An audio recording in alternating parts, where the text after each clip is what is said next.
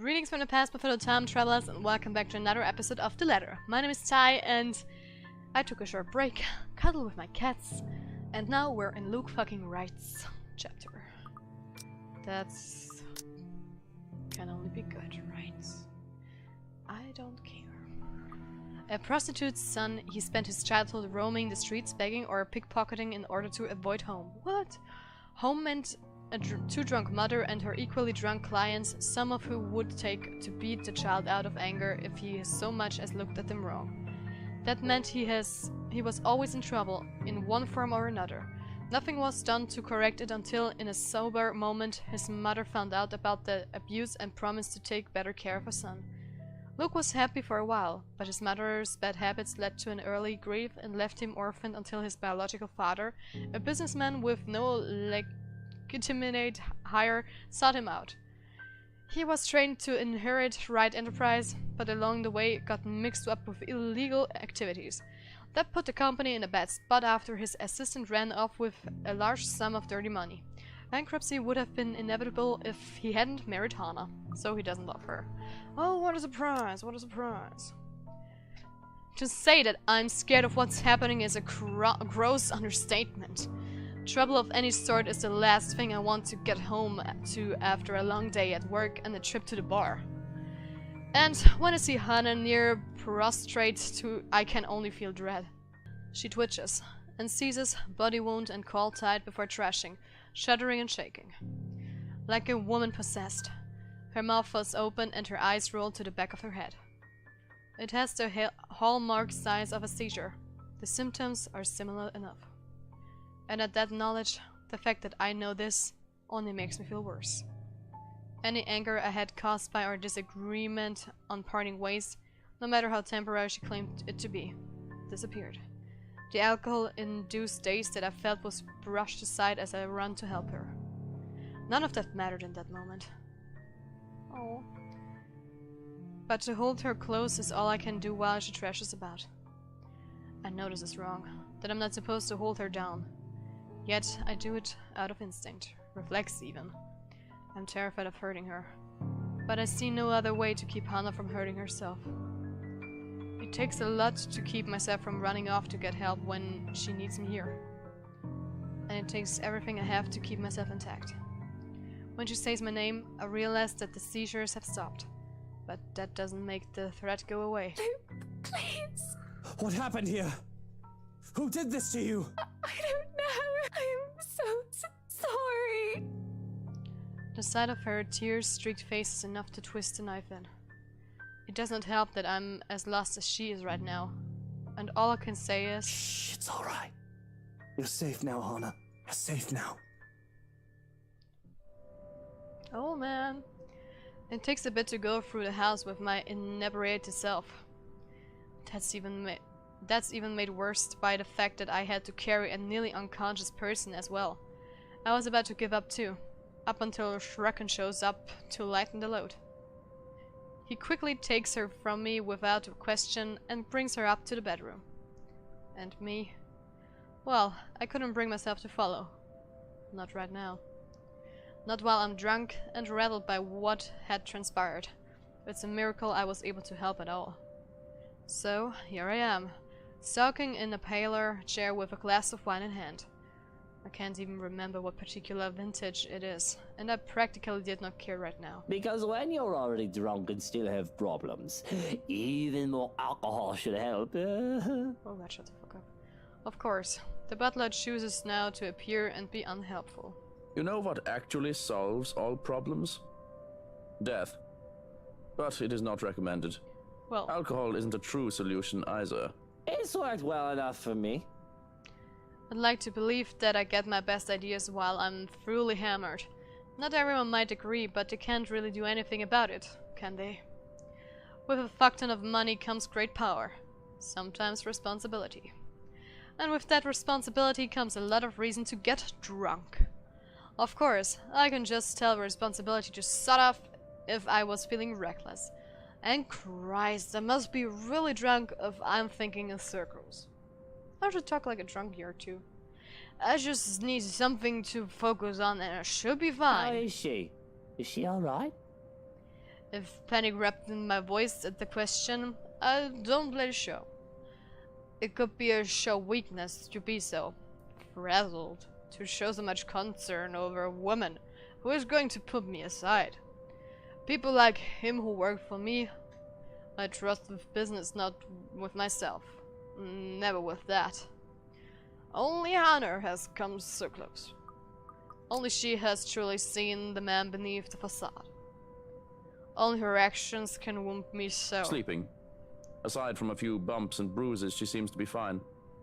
A maid is watching over her for now. It is best not to leave her alone. But, if I may ask, what happened? I was in the gardens when I heard screaming. Did you... No, it wasn't me. I'm quick to be on the defensive. I'm maybe capable of a lot of horrible things, but I will never harm her. Of all people. No matter how angry I might become. I would never lay a hand on her to hurt her. I didn't do anything. I wouldn't do anything like that. I don't even have a reason to. You don't consider her wanting to be a part as reason? It isn't. Well, it is. I don't want to talk about it right now. But what happens was I got home. She was seasoned in the kitchens. Is she ill? Not that kind of doctor. But I've already scheduled your physician for a house call tomorrow morning. We'll still have to monitor her as soon as she wakes up and... Oh god, things are coming back to me. I need a drink. Really?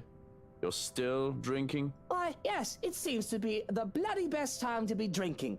I'm allowed, aren't I? After all, I've just found my wife having a seizure, and I shouldn't give two shits about it. Not when she's about to leave me. But I do.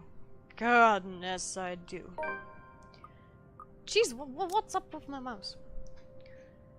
A big generous gulp just makes it so that the taste of cherries, raspberries, and strawberries wash over my tongue. The thing's too sweet considering its deceptively earthy aroma.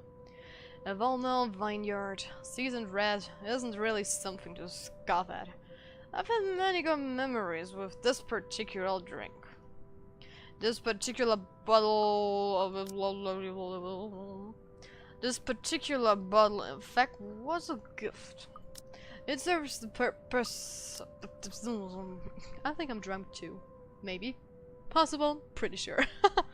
It serves the purpose Lady Blairnout had given it to me for. To forget. All the same, whether I took this bottle or a Pinot Noir, it is just a means to an end.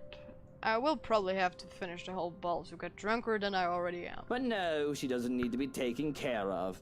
If she wants her time apart, she'll have it. It would break my heart to just let her go, but she deserves as much, doesn't she? We both deserve this much. She's had her uses. She's done a lot for me in the 7 years we've been together. I pursued her at first for the money. It was supposed to be just strictly business. There might have been a time too when I considered taking her out of the picture so that I can do with the money as I please. I had planned to manipulate her and I feel horrible thinking about it. But along the way, I think I had changed, if only for her. Perhaps my father would scoff, tell me I've gone soft. Maybe I have. Doesn't matter. 7 long years.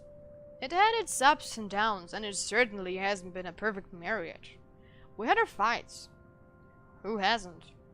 But those small moments where we could just laugh and be our happy selves were always magical. They made all these years worth it, and I had seen many more years to come. So where did I go wrong? I've loved only 2 women in my life.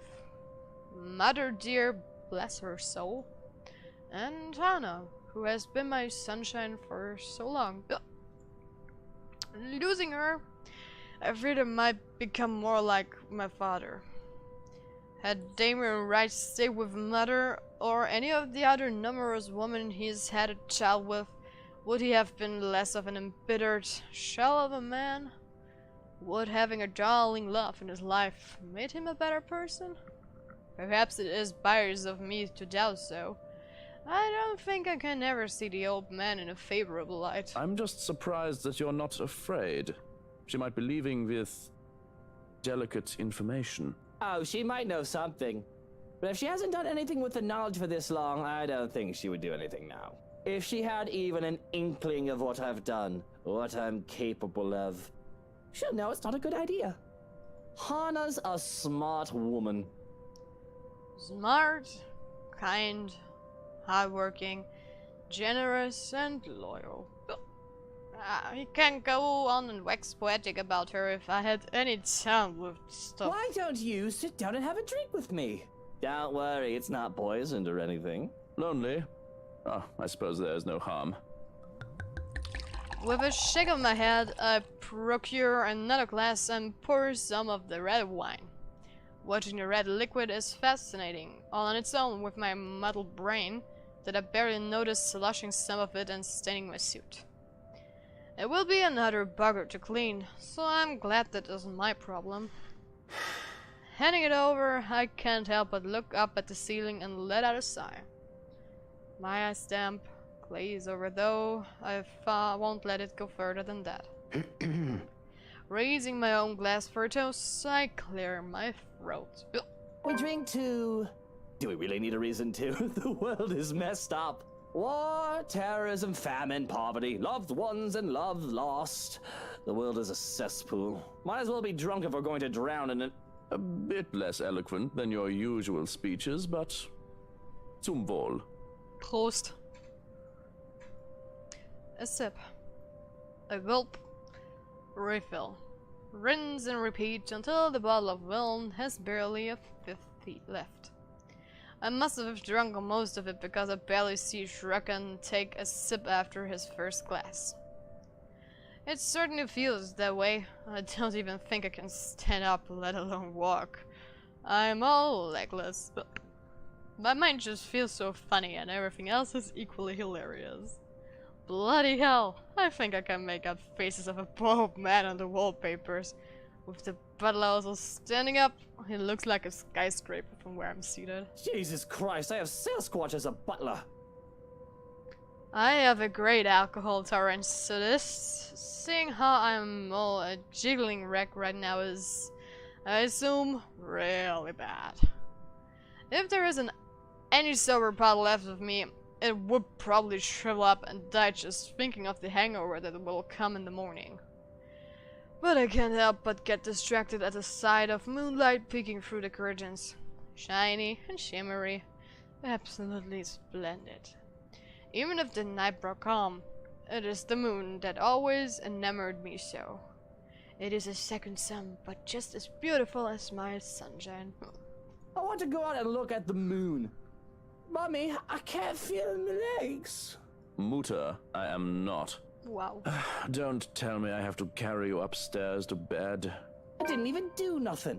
I did my best to behave decent. Whiskey and Mint are just good friends, that's all. And that Rochelle woman's baby isn't mine. I swear, I couldn't love any other woman than Hana. Hana must be so tired. I'm a brat, aren't I? She said as such. I don't want Hana to leave me, Joe. Oh God, she's the love of my life, you know? I'm a shy human being without her. I should... Flowers. Lots and lots of flowers. All of the flowers. Enough to make the Queen's Gardens look like a fucking dumpster fire in comparison.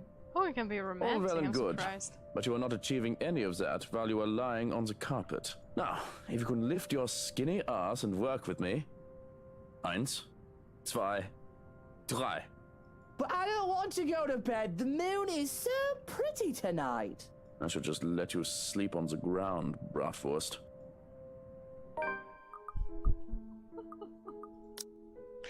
So stupid. So where are we? There. Luke left Hana in Johann's care after the incident at the kitchen. Pissed off at the recent events and a possible divorce looming at the horizon, he dedicated the rest of his day to getting hammered, stopping only after his butler intervened.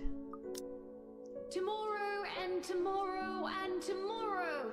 creeps in this petty pace from day to day. That's not Luke's voice. Come on, Mommy, wake up. I want to be in that play. Mommy, Oh! wake up. You promised that you'd help me practice my lines today. The auditions are tomorrow, so I have to practice. That doesn't sound like a boy, it sounds like a girl. To the last syllable of recorded time. And all our yesterdays have lighted fools. The way to Dusty.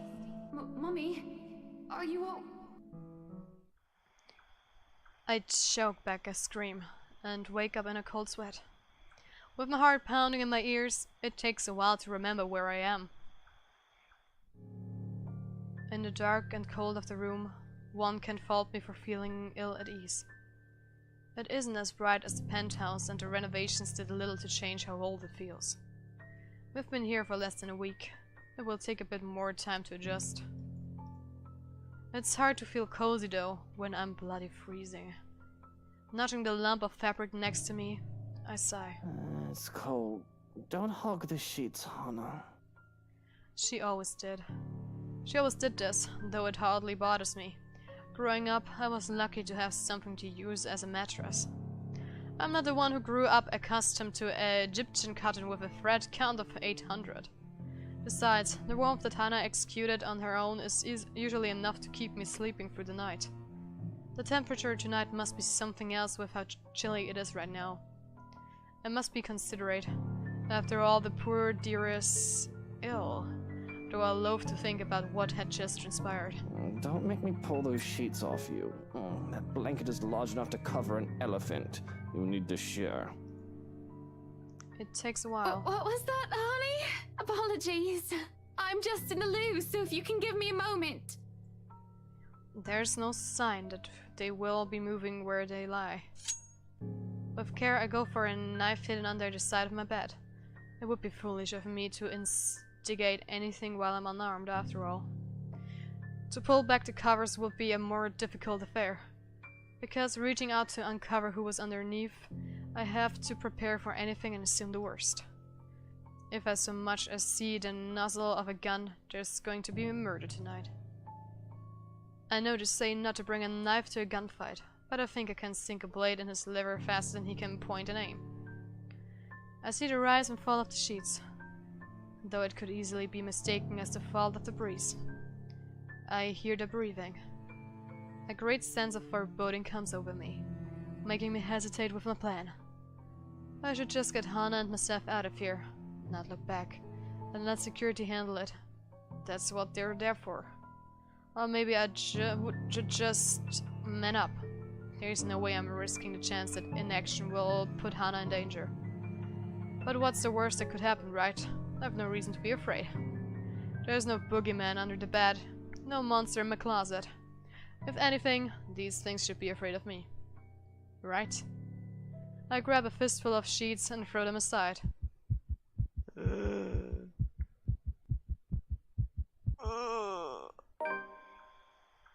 There was an eye. There wasn't the freaking eye. Oh my god, no. No, no, no, no, no, no, no, no. No, no, no, no, no, no, no, no, no. Holy moly. Luke woke up in the middle of the night with a scream and in cold sweat. Finding comfort in the warm body next to his, he tried to get back to sleep and forget the image plaguing his mind, until Hannah called out from the loo. Nothing. Nothing but a bunch of pillows stared back at me. Must be my imagination. I'd rather not think I'm going mad. It could very well be the stress getting to me. All this drama with Hannah. I've been doing well all these years, all things considered. I guess I do have a breaking point. But still, the world goes on even if one cannot, and I must go along with it. I suppose a day off or two tomorrow wouldn't hurt. Rest, aside from a few hours of sleep, will be welcome. More than. But I can't shake off the unease. I dare say that I feel afraid, irrationally so, that something will come creeping and crawling from under the bed, even as I lay back down and close my eyes. October 30. The odd dreams don't linger, thankfully. But with the morning comes another disturbance. Both too loud and too sharp for my tastes. And I have very fine tastes. When the piercing rings of a doorbell reaches even the bedroom, I am very much inclined to think the person who built this place lacks any sense of it. Perhaps the only thing good in this is that the ruckus has chased away the needling guilt from last night's commotion, if only temporarily. Still, it's a bloody annoying distraction. I can tell already that it is going to be a long day. It hasn't even started. Before the racket even lasts another minute, I'm peeling myself off the bed and heading straight for the main door. There will be a murder today if this doesn't let up. How quaint. It seems everything in this blasted universe is intent on getting in my nerves as of late. Gordon Bennett! Only a Nancy would knock at such an ungodly hour! In the first place, I shouldn't be the one doing this. This is why I hired a valet, for fuck's sake. Where's that damn butler when I need him? I'll be honest, if only for today. With the mansion this quiet at this hour of the morning, it's easy to believe those little ghost stories might be real. But the only horror here is how long Hannah's patience with me will last after the incident at the party. Neither the deafening silence nor the biting chill was spreading across every room in the place. There's no place for fear when another set of problems already burns that fuel. So I wait for another second.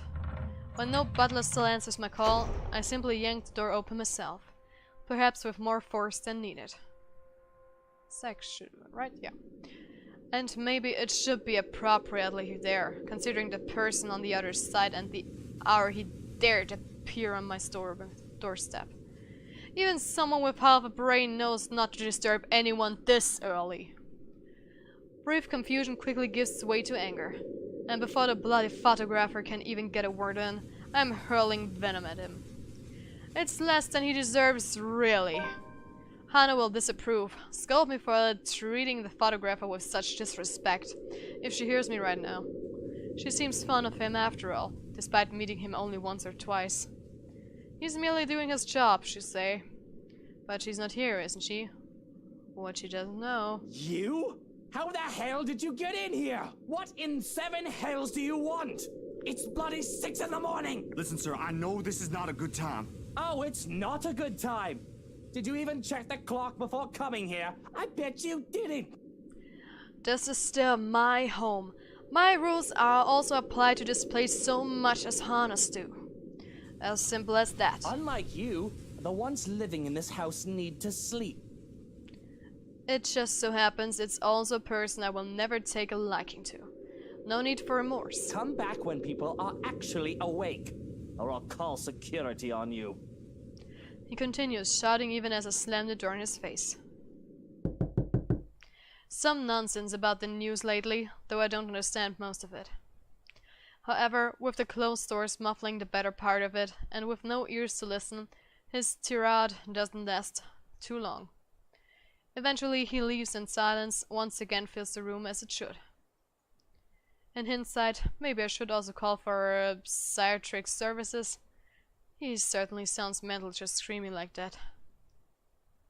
A suspicious man like him left roaming the immediate rounds, nothing good can come of it. But if his presence will indeed bring a problem, a sign of bad things to come, I'll probably know soon enough. Worst come to worst, Schrecken will take care of it, if need be.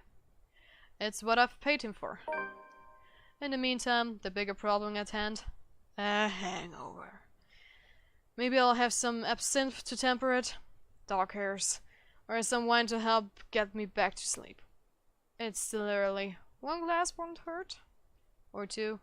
Whatever the case, I need to think wherever that will lead me to. Don't drink. It's nothing. Everything leads to nothing. Except for this pounding headache as if my mind will burst at any time and leak out my ears.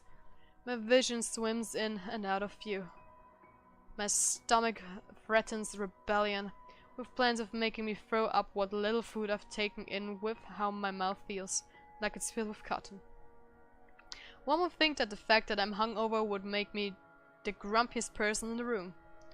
But as it is, my eyes move over to Hannah, who is stirring sugar into her tea, and scowling down at it, all the while as if it has just murdered a baby in front of her. I have half the mind to bemoan my current state and make a fool of myself just to make her smile. And I'm rather good at bemoaning. Not that I would admit that.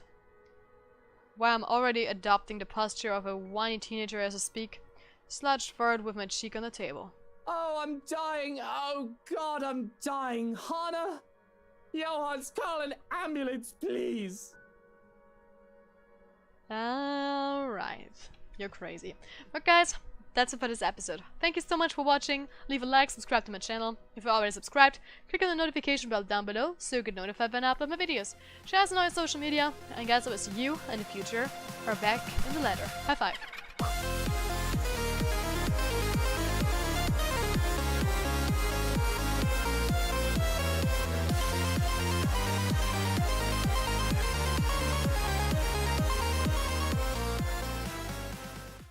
Such a crybaby.